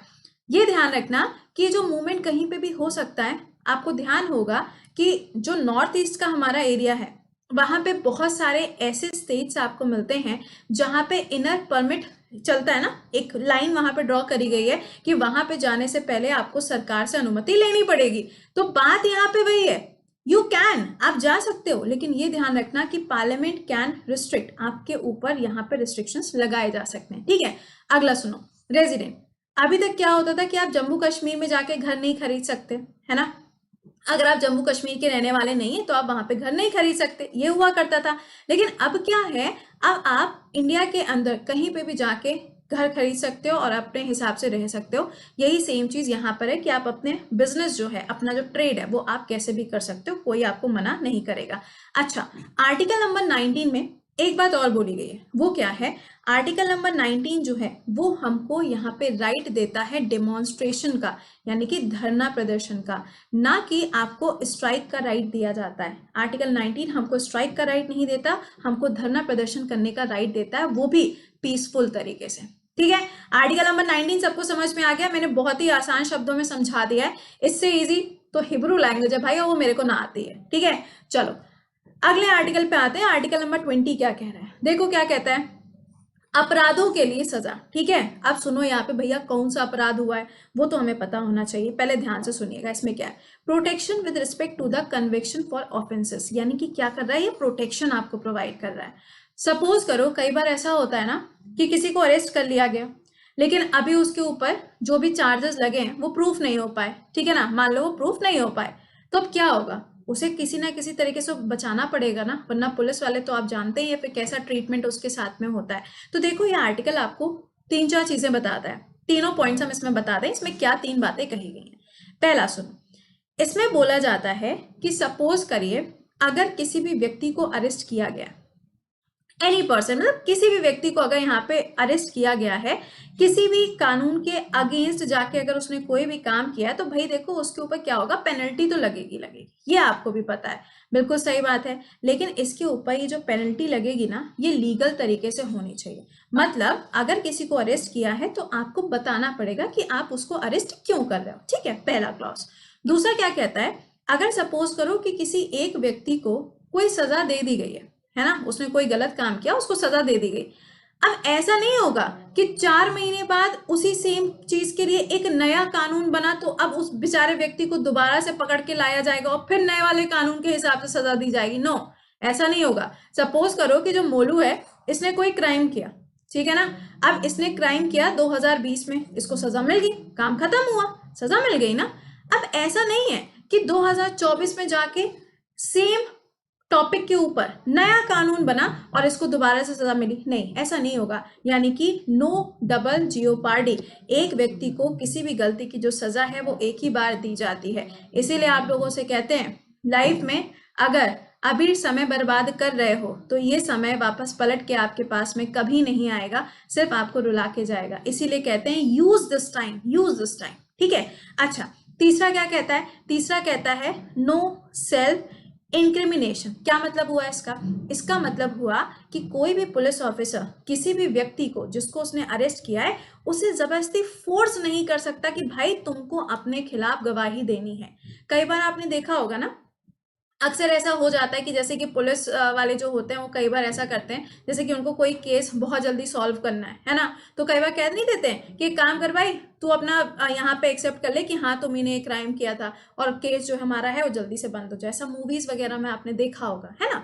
तो ये तीनों बातें जो हैं ये आर्टिकल नंबर 20 में कही गई हैं कि हमारे देश के अंदर प्रोटेक्शन भी प्रोवाइड करी जाती है और प्रोटेक्शन प्रोवाइड करने के ये 3 तरीके होते हैं, ठीक है।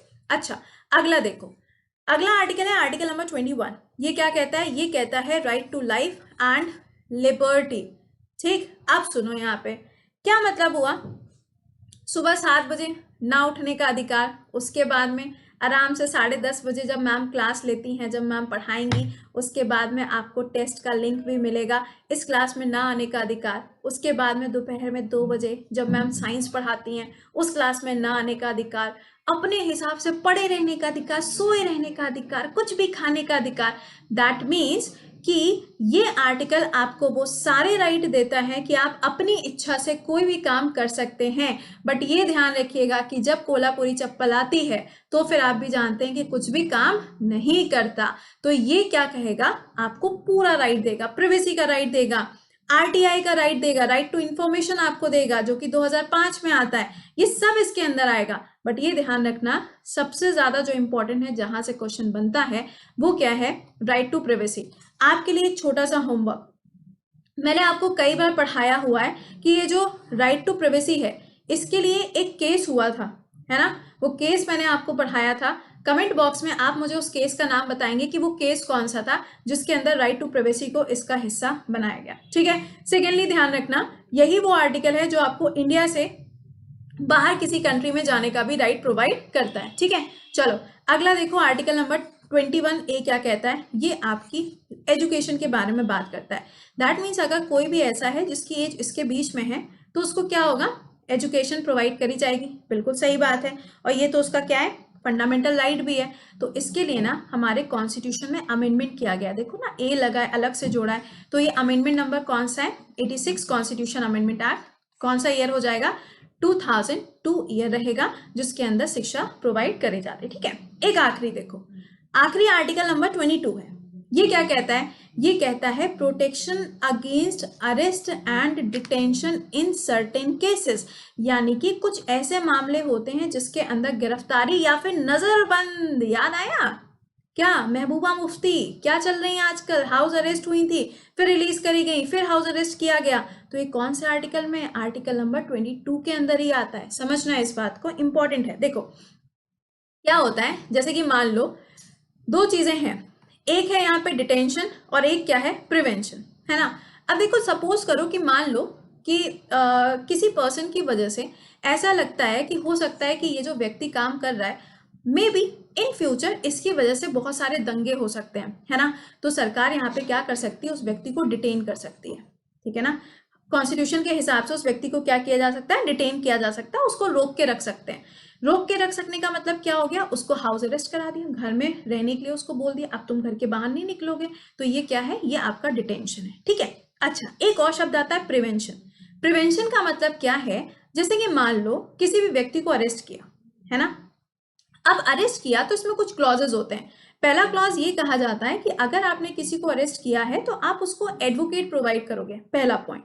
दूसरा कहा जाता है कि 24 घंटे के अंदर इसको आप डिस्ट्रिक्ट मजिस्ट्रेट के सामने प्रस्तुत करोगे, इंपॉर्टेंट बनेगा, लेकिन इसके अंदर आने और जाने का जो समय है वो इंक्लूड नहीं होता है।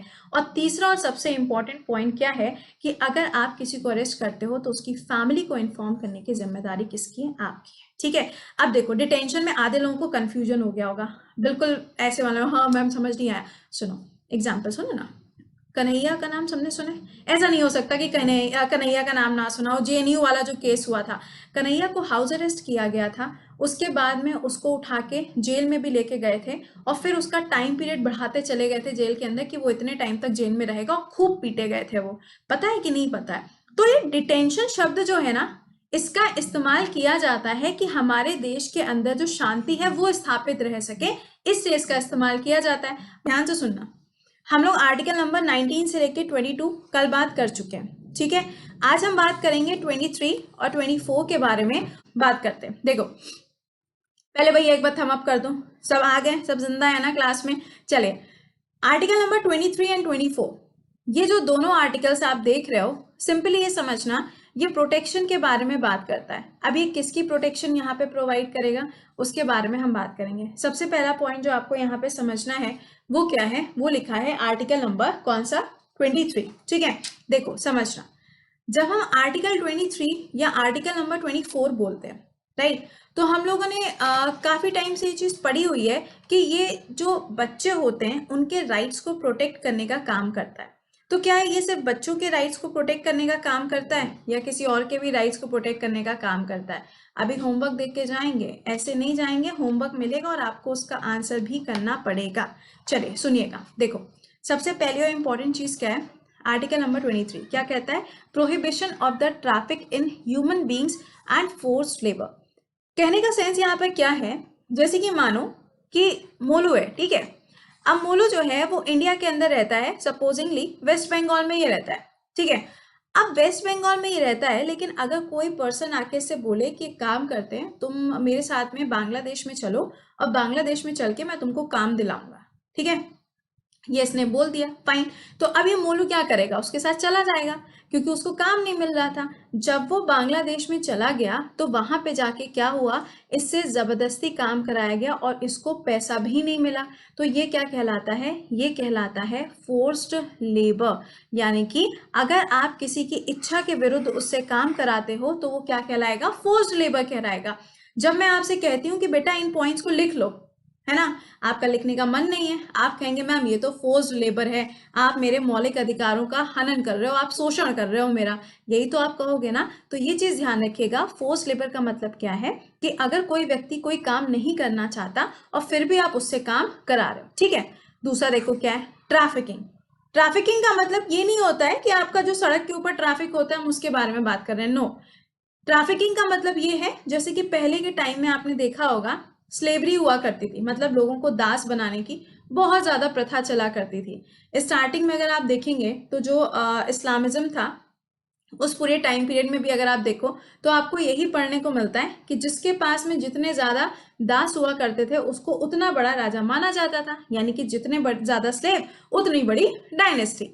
तो पहले के टाइम पे जो ये स्लेव्स हुआ करते थे ना, अब उसी को अगर हम प्रेजेंट टाइम के साथ में जोड़ें तो हम उसे क्या कहेंगे, उसे हम कहेंगे ट्रैफिकिंग। यानी कि एक व्यक्ति को अगर आप जबरदस्ती एक जगह से ले जाके दूसरी जगह पे अगर आप बेच देते हो, जैसे आपने देखा होगा, सुना भी होगा, इंडिया में भी काफी बार ऐसी चीजें होती हैं कि बच्चों को बेच दिया जाता है ना। तो ये सब चीजें क्या है, ये सब ट्रैफिकिंग के अंदर आता है। तो आर्टिकल नंबर 23 हमारे कॉन्स्टिट्यूशन में ये कहता है कि जो ट्रैफिकिंग जैसी चीजें होती हैं या जो फोर्स्ड लेबर होता है, इसको रोकने के लिए हमारे देश के अंदर काफी सारे कानून बने हुए हैं। जैसे कि आप देखेंगे तो लेबर ऑर्गेनाइजेशन के द्वारा बहुत सारी चीजें बनी हुई है। यहाँ पर अगर आप देखो तो चाइल्ड लेबर के ऊपर भी काफी सारे लॉज बने हुए हैं। चाइल्ड लेबर जो कानून है ये तो अब तक कम से कम 3 बार अमेंड भी हो चुका है। तो इसमें अलग अलग क्राइटेरिया बोला जाता है, ठीक है। अच्छा अब एक बात सुनो, जब हम फोर्स लेबर की बात कर रहे हैं तो इसमें एक चीज ध्यान रखिएगा, वो क्या है, काम कराने की बात हो रही है ना, लेकिन अगर आप ये वाला आर्टिकल देखो तो ये कह रहा है prohibition of the employment of children in the factories. यानी कि ये सिर्फ किसके बारे में बात कर रहा है, ये सिर्फ बच्चों के बारे में बात कर रहा है। लेकिन यहाँ पर कहीं ऐसा नहीं लिखा है कि हम सिर्फ बच्चों के बारे में बात कर रहे हैं या फिर एडल्ट्स के बारे में बात कर रहे हैं। तो जब आपका क्वेश्चन आएगा तो आपको ये ध्यान देना है कि इसमें क्वेश्चन में पूछा क्या गया है। क्वेश्चन में अगर चिल्ड्रन के बारे में पूछा जाएगा आप 24 मार्क करोगे, अगर क्वेश्चन में दोनों में से कुछ नहीं लिखा है तो आप 23 मार्क करोगे, ठीक है। अच्छा आप सुनो, अब जब हम यहाँ पे बात कर रहे हैं किसके बारे में, एम्प्लॉयमेंट ऑफ चाइल्ड, राइट। अब सुनिएगा, आपको ये चीज पता है कि हमारे कॉन्स्टिट्यूशन के अंदर 3 ऐसे पार्ट्स हैं, 3 ऐसे भाग हैं, part number 3, part number 4, part number 4A। ये 3 ऐसे पार्ट हैं जो एजुकेशन के बारे में बताते हैं, जो शिक्षा के बारे में बताते हैं, बच्चों को शिक्षा दी जानी चाहिए।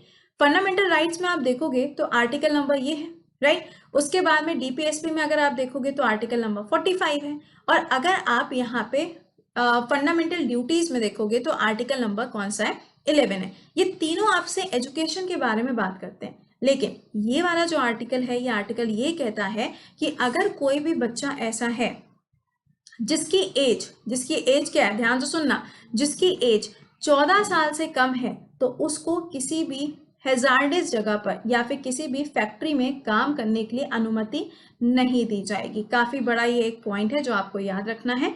और इसमें ये भी बोला गया है कि अगर सपोज करिए जैसे कि कई बार ऐसा होता है ना कि किसी का कोई फैमिली बिजनेस ही होता है, राइट। अब उसमें जो बच्चा है वो पढ़ने का उसकी इच्छा नहीं होती है, कई बार ऐसा होता है, तुम लोग के साथ भी ऐसा होता होगा। खैर तुम लोग के साथ में तो हर दिन ऐसा होता होगा ना कि पढ़ने की इच्छा नहीं होती है ना। बस ऐसे ही लगता है मैम आप रोज हमारा शोषण करते हो, रोज आप हमें एक्सप्लॉइट करते हो, सुबह 7 बजे कहते हो करंट अफेयर्स के क्लास में आइए, हमारा तो मन ही नहीं करता है। ऐसे ही होता होगा ना तुम लोग के साथ, बताते जाना, क्योंकि कमेंट जो होते हैं वो तुम देख ही रहे होते हैं, तो इसीलिए अच्छी बातें लिखा करो। समझ में आई बात? चले, तो यहाँ आप देखेंगे तो ये भी बोला गया है, अगर सपोज करिए कि किसी का कोई फैमिली बिजनेस ही है ना, तो उसमें ये कहा जाता है कि वो जो बच्चा है अगर उसकी एज 18 साल तक हो गई है, राइट, तो आप उससे काम करा सकते हो, तब कोई दिक्कत की बात नहीं है। बट यहाँ पे ये क्राइटेरिया रखा गया है कि 14 से कम की अगर उसकी एज है तो वो किसी भी हैजार्डस जगह पे काम नहीं करेगा। तो ये 2 आर्टिकल आपको याद रखने हैं। किसके बारे में हो गए? ये आपके प्रोटेक्शन के बारे में बात करते हैं। आज का आपके लिए होमवर्क है कि जो चाइल्ड लेबर के लिए कानून बनाया गया है, एक तो जुवेनाइल जस्टिस केस वाला जो उसमें कानून बनाया गया था ना, वो जब हुआ था, क्या नाम है, निर्भया केस, उसमें कुछ लॉज आए थे, खैर वो हमारे एग्जाम के लिए इंपॉर्टेंट नहीं है। बट चाइल्ड लेबर वाला जो है ना, इसको अमेंड किया गया था, ठीक है। आपको बताना है कि इसमें जो लास्ट अमेंडमेंट किया गया था उसमें एज ग्रुप क्या बताया गया। कल मैंने आपसे सवाल पूछा था, आप सब लोगों ने उसका आंसर दिया था, पुट्टू स्वामी केस। बड़े अच्छे बच्चे हो गए हो आजकल, तुम लोग आंसर करने लगे हो। तो आज का आपका सवाल क्या है, ये आज का सवाल है। और ये ध्यान रखना कि कल ये वाला चैप्टर आपका खत्म हो जाएगा, आर्टिकल यहाँ से लेके यहाँ तक के सारे एक साथ हम आपको करा देंगे, उसके बाद में डीपीएसपी चैप्टर होगा, ठीक है। चलो, तो मैंने दोनों आर्टिकल आपको समझा दिए, आई होप कि आपको समझ में आ गए होंगे। पहले देखते हैं कुछ क्वेश्चंस इनके बेसिस पे, फिर हम लोग यहाँ पर आगे की शुरुआत करेंगे। चलें फिर शुरुआत करते हैं। सबसे पहला सवाल, भैया एक बार से सेशन के लिंक को शेयर जरूर कर दीजिएगा, और अगर आप चैनल पे पहली बार आते हैं तो प्लीज इसको सब्सक्राइब जरूर कर लिया करिए, क्योंकि जब तक आप सब्सक्राइब नहीं करोगे आपके पास में नोटिफिकेशन नहीं आएगा। वेल देखो, शांति से सुना करो, है ना। जो आप लोग कमेंट बाजी करते रहते हो ना, उसे थोड़ी देर के लिए इग्नोर किया करो, क्योंकि आपके लिखने से, उस जगह पे लिखने से कुछ नहीं मिलेगा, क्योंकि ये रिकॉर्डेड क्लास है ना। तो अपनी कॉपी में लिखा करो, वो ज्यादा आपके लिए काम आएगा। चले देखते हैं। देखो पहला क्वेश्चन क्या है, till the 42nd amendment in 1956 the word secular was nowhere in the constitution. अब सवाल में आपसे ये पूछा जा रहा है कि जब 42nd कॉन्स्टिट्यूशन अमेंडमेंट एक्ट किया गया था, वो हुआ था कब? 1976 में। इसमें 3 शब्दों को जोड़ा गया था, इंटीग्रिटी, सेकुलर एंड सोशलिस्ट, है ना। अब सवाल कह रहा है कि ये शब्द पहले से तो था नहीं, लेकिन इसमें से कौन सा ऐसा आर्टिकल है जिसके अंदर आपको ये शब्द लिखा हुआ देखने को मिला करता था। आंसर बताओ क्या बनेगा? इसका आंसर होगा आर्टिकल नंबर 25, ठीक है। अच्छा, एक सवाल और देखो यहाँ पे, इसी के बेसिस पे क्या है, मदरसे। आप सबको पता है जैसे कि हिंदू रिलीजन में मठ होते हैं, या क्रिश्चियनिटी में आप देखोगे तो मिशनरीज होती हैं, उसी तरीके से इस्लाम रिलीजन में आपको मदरसे देखने को मिलते हैं। फाइन। अब क्वेश्चन आपसे ये कह रहा है कि अगर एजुकेशन का जो एक एक्ट बना है उसके अंदर अगर हम देखें तो मदरसे in India can remain out of the preview, यानी कि राइट ऑफ एजुकेशन एक्ट के अंदर जो मदरसे हैं या जो मठ हैं इनको नहीं रखा जाता। ये बात कौन से आर्टिकल में कही गई है? तो इसका आंसर क्या हो जाएगा? आर्टिकल नंबर 30 होगा कि 28 होगा कि 27 है कि 29 है? आप मुझे इसका आंसर करके जल्दी से बताओ। देखो एक बात को समझिएगा, जब भी हम बात करेंगे ना, जैसे मदरसे हो गया, तो ये मुस्लिम्स है ना, यानी कि माइनॉरिटीज, तो माइनॉरिटीज के एजुकेशन के लिए कौन सा आर्टिकल है? यही तो है ना। तो ये आपको क्या करना है, ध्यान रखना है। अगर आप देखो, अगर आपको सपोज करो ऑप्शन में ये ना लिखा हो, है ना, अगर आपको ऑप्शन में ये नहीं लिखा है, सिंपली पूछा है it will be out of any act, तब आप आंसर क्या मार्क करोगे? उस कंडीशन में आप कहोगे आर्टिकल नंबर 28। चलो अब हम आपको समझा देते हैं इनके बारे में सारी चीजें बहुत ही कायदे से, ठीक है। देखो जब हम आर्टिकल नंबर 25 से लेके 28 की बात करेंगे तो ये आर्टिकल क्या कहता है, रिलीजन की फ्रीडम देता है, यानी कि आप अपने हिसाब से अपने रिलीजन को फॉलो कर सकते हो। ये बात कही जाती है 25 से लेके 28 के बीच में। अच्छा, अब देखो दूसरा आर्टिकल नंबर 25 क्या कहता है, freedom of conscience and free profession practice and prorogation of the religion. क्या मतलब है इसका, देखो फॉर एग्जाम्पल जैसे आपने देखा होगा जो सिख रिलीजन होता है उसमें आपने देखा होगा कि जो सरदार वगैरह होते हैं उनके पास में एक छोटा सा चाकू जैसा होता है, देखा है? या आपने देखा होगा जैसे कि मुस्लिम रिलीजन में होता है, लाइक वो लोग हमारे यहाँ पे आपने देखा, इंडिया में क्या काफ़ी सारी कंट्रीज में होता है, पर्दा सिस्टम होता है। या फिर आपने देखा होगा हिंदू रिलीजन की बात करो तो काफ़ी ज़्यादा हवन कीर्तन ये सब चीज़ें होती हैं, ये सब होता है कि नहीं होता है? तो ये आर्टिकल आपको ये कहता है कि भारत के अंदर जितने भी धर्मों के लोग रहते हैं, हर एक व्यक्ति को अपनी इच्छा से अपने धर्म को पालन करने का जो पूरा अधिकार है वो हमारे देश के अंदर दिया जाता है। ठीक है, आर्टिकल नंबर 25 है। चाहे आप भारत के नागरिक हो, चाहे आप कोई भी फॉरेनर हो, या आप कोई भी एलियन हो, सबकी कंडीशन में ये तीनों की तीनों चीज़ें क्या होती हैं, सेम होती हैं। ठीक है, अच्छा आर्टिकल नंबर 26 क्या कहता है, ये कहता है मैनेज द रिलीजियस अफेयर्स। अब क्या मतलब हुआ रिलीजियस अफेयर्स का, फॉर एग्जाम्पल जैसे कि देखो वेस्ट बंगाल में सबसे ज़्यादा दुर्गा पूजा की धूम होती है ना? जैसे आप महाराष्ट्र में देखोगे तो महाराष्ट्र में गणेश चतुर्थी सबसे ज़्यादा ग्रैंड लेवल पर होती है। या आप देखेंगे जैसे मथुरा वगैरह हो गया, इन जगह पे अगर आप देखोगे तो होली की सबसे ज़्यादा धूम होती है, यही तो होता है ना? तो यहाँ पे आपको ये चीज़ ध्यान रखनी है कि रिलीजियस अफेयर यानी कि हमारे धर्म से जुड़ी हुई जो जो चीज़ें होती हैं उन सब का पालन करने के लिए आप पूरी तरीके से फ्री हो, कोई आपको मना नहीं कर सकता। जैसे कि होता है ना कि कई बार जैसे सपोज करो रामायण हो रही होती है, या जैसे कि मतलब कोई भी अगर ऐसी चीज़ हो रही है जिसमें मान लो स्पीकर्स वगैरह का इस्तेमाल किया गया। अब हमारे यहाँ तो बोला जाता है कि स्पीकर्स आपको लेट नाइट यूज़ नहीं करने, तो आप क्या कर सकते हो, आप उस पर्टिकुलर एरिया पे जो भी डिस्ट्रिक्ट मजिस्ट्रेट वगैरह होते हैं ना, वहाँ से आपको परमिशन वगैरह लेनी पड़ती है सो दैट आप उनका इस्तेमाल कर पाए। क्योंकि देखो ये एक तरीके से फेयर भी है, इसमें क्या है, किसी को हार्म ना हो इसलिए ये लॉज बनाए जाते हैं, राइट? लेकिन यहाँ पर हमारे कॉन्स्टिट्यूशन के हिसाब से आप अपने धर्म से जुड़ी हुई किसी भी चीज़ का अगर पालन करना चाहते हो, कोई भी काम करना चाहते हैं, जैसे कि बड़े मंगल होते हैं, है ना? उसमें क्या होता है, जब आप जा रहे होते हैं बड़े मज़े से ला ला ला ला ला गाना गाते हुए, और बीच में देखते हो तो ऐसे बोर्ड लगा होता है डाइवर्जन है, बस गुस्सा के वहीं खड़े हो जाते हो। तो गुस्सा के वहाँ खड़े होने का कोई लॉजिक नहीं है, क्योंकि आपको वहाँ से यू टर्न मानना ही पड़ेगा, क्योंकि ये आर्टिकल लिखा है भाई। ओके, अगला आर्टिकल नंबर 27 क्या कहता है, आपको अपने रिलीजन को फॉलो करने के लिए किसी भी तरीके का टैक्स देने की जरूरत नहीं है। कई बार क्या होता है हम लोग के घर पे, जैसे कि मान लो अभी दुर्गा पूजा होगी, या फिर सिख रिलीजन में कई बार होता है ना भंडारे वगैरह होते रहते हैं, तो लोग आते हैं ना आपके घरों पे, कहते हैं कि भाई थोड़ा सा डोनेशन करिए एंड ऑल। तो कुछ लोग तो डोनेट कर देते हैं, लेकिन कुछ लोग क्या कहते हैं, कहते भैया आगे बढ़ो, है ना? होता है कि नहीं होता है? कई बार क्या होता है, अगर आप किसी सोसाइटी में रहते हो, अब सोसाइटी में मंदिर वगैरह बनाना है, बहुत अच्छी बात है, लेकिन उसके लिए आप डोनेट नहीं करना चाहते, राइट? अब डोनेट नहीं करना चाहते तो कोई ज़बरदस्ती नहीं है कि आपको पैसा देना ही पड़ेगा।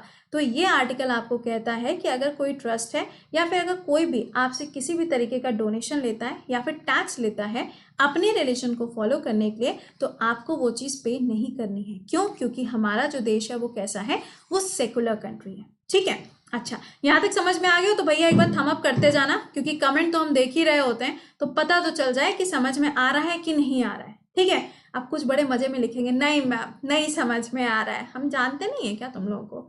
अगला सुनो, आर्टिकल नंबर 28 ये क्या कहता है, freedom for attending the religious institutes. अब कई बार क्या होता है, जैसे कि मठ वगैरह है ना, अब वहाँ पे एजुकेशन दी जाएगी, ऑब्वियस सी बात है हिंदू रिलीजन के बारे में आपको शिक्षा दी जाएगी। अब कोई भी पर्सन उसको जाके अटेंड कर सकता है ना, और कोई भी पर्सन उसको अटेंड नहीं भी कर सकता है। दोनों राइट आपके पास में होते हैं इस आर्टिकल के अंदर, कोई ज़बरदस्ती नहीं है कि भाई तुमको जाना ही पड़ेगा। अब जैसे क्या होता है, बचपन में जैसे आप लोग अपनी मम्मी के साथ में जाते होगे, है ना, अब मम्मी को जाना है मंदिर, मम्मी को रास्ते में याद आ गया कि चलो मंदिर भी होते चलते हैं। तो बचपन में क्या होता था, जैसे ये गोलू था बेचारा, बचपन में जा रहा था मम्मी के साथ, मम्मी ने कहा चलो मंदिर हो लेते हैं चल के, है ना, तो मम्मी के साथ में ये मंदिर गए भाई साहब। अब इनका अंदर जाने का मन नहीं कर रहा है, छोटे थे ये, तो मम्मी जबरदस्ती हाथ पकड़ के खींच के लेके गई, चलो मंदिर। मंदिर नहीं चलते हो, नास्तिक हो क्या? ऐसा हुआ करता होगा बचपन में, सबके साथ होता होगा, है ना। बट एक चीज ध्यान रखिएगा कि हमारे कॉन्स्टिट्यूशन के अंदर कोई भी पर्सन बाउंड नहीं है किसी चीज के लिए कि यू हैव टू, नहीं, ऐसा कुछ नहीं है। आपकी इच्छा है तो आप आ सकते हैं, आपकी इच्छा नहीं है तो आप नहीं आ सकते हैं। अब अगर किसी ने जाके घर पे इन अधिकारों के बारे में बात करी और अगर किसी ने बोला कि मैम ने ऐसा पढ़ाया है, तो वो जो कोल्हापुरी जीआई टैग वाली जो चप्पल है ना, अगर वो फ्लाइंग चप्पल आई किसी की तरफ, तो उसके लिए रिस्पॉन्सिबल हम बिल्कुल भी नहीं होंगे, ठीक है। चलिए आगे पढ़ते हैं आर्टिकल नंबर 29 और 30 के बारे में। ये ध्यान रखिएगा, ये दोनों ही आर्टिकल्स जो हैं ये माइनॉरिटीज के लिए बात करते हैं, यानी कि अल्पसंख्यक। ओके, अब देखो माइनॉरिटीज में आप देखेंगे तो टोटल 6 कैटेगरीज आती हैं। मुस्लिम religion, Christianity, Sikh, Jain, Parsi and Buddhism, ये 6 कैटेगरीज आती हैं, ठीक है ना। अब देखो इसमें पहला क्या है, आर्टिकल नंबर 29, ये क्या कहता है, इंटरेस्ट को प्रोटेक्ट करना है। फॉर एग्जाम्पल जैसे कि जलीकट्टू था, है ना, मैंने आपको एक बार इसका एग्जाम्पल दिया भी था। मैंने बताया था कि जो जलीकट्टू है ये क्या है, ये माइनॉरिटीज का फेस्टिवल है। कहाँ पर, तमिलनाडु के अंदर।